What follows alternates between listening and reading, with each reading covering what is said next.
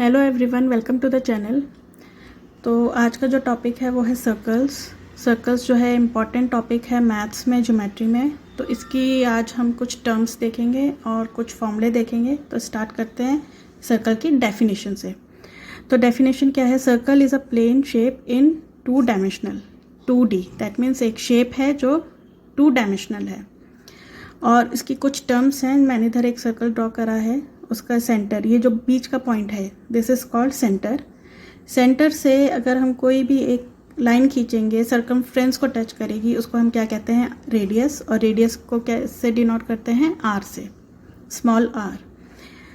और अगर ये रेडियस को हम एक्सटेंड कर देते हैं यहाँ तक, दूसरे सर्कमफ्रेंस तक टच कर रही है अगर वो, तो इसको हम क्या कहते हैं? डायमीटर। डायमीटर का जो फॉर्मूला है वो है d, इसको हम d से डिनोट करते हैं। और फॉर्मूला है 2r, that means twice of radius. r means radius.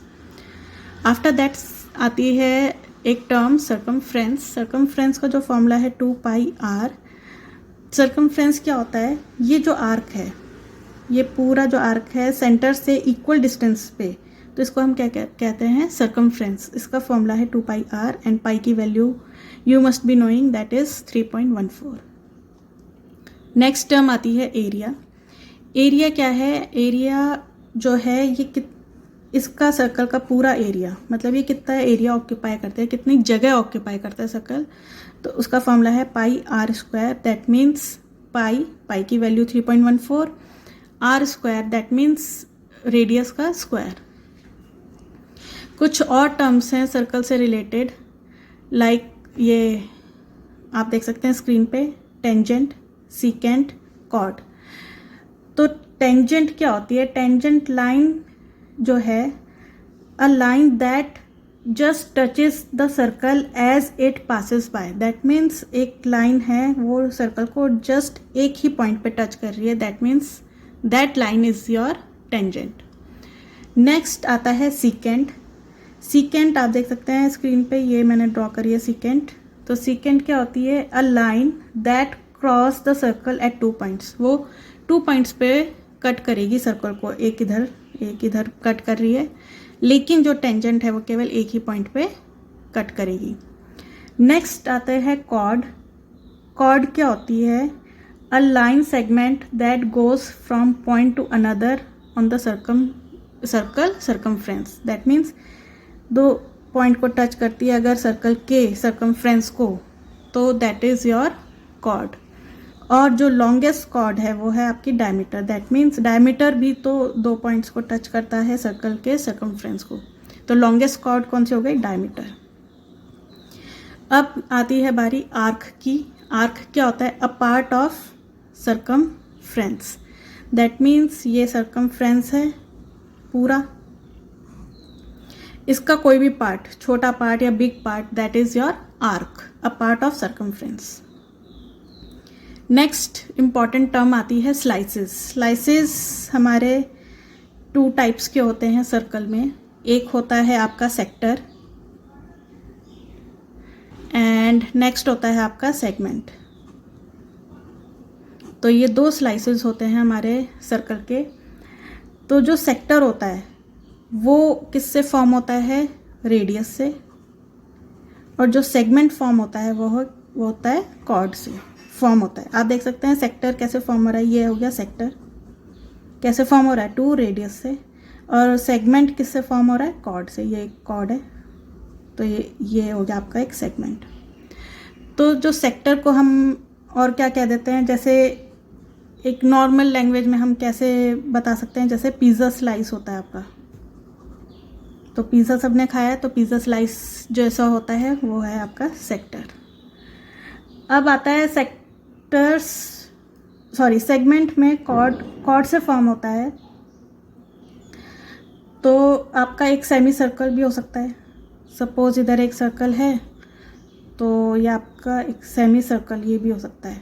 तो ये कॉर्ड है, लॉन्गेस्ट कॉर्ड, तो ये आपका सेमी सर्कल हो गया।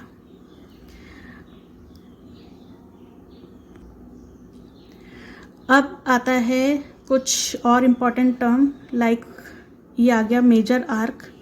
मेजर आर्क जो है वो ये है, सर्कल ये है तो ये मेजर आर्क यहाँ तक, ए से लेके बी तक, लेकिन इस साइड से, तो ये आ गया मेजर आर्क, और माइनर आर्क ये हो गया, तो this is your minor arc.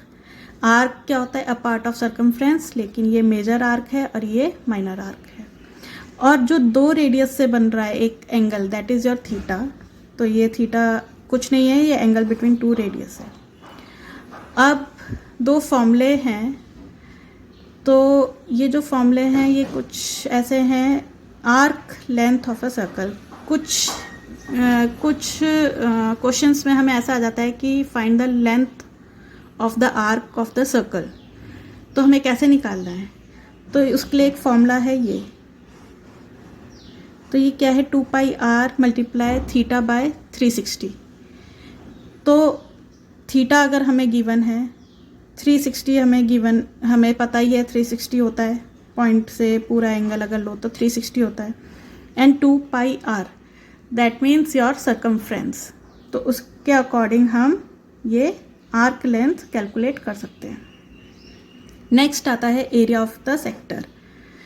Area हमें गिवन है अगर सर्कल का, मल्टीप्लाई सेक्टर, ये सेक्टर है, सेक्टर का एंगल क्या है? थीटा, तो थीटा बाय 360।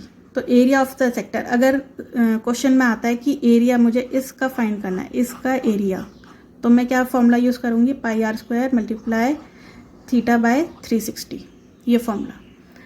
ऐसे ही आर्क, अगर मुझे ये माइनर आर्क फाइंड करना है तो मैं कौन सा फॉर्मूला यूज़ करूँगी? ये वाला, 2 pi are multiply theta by 360।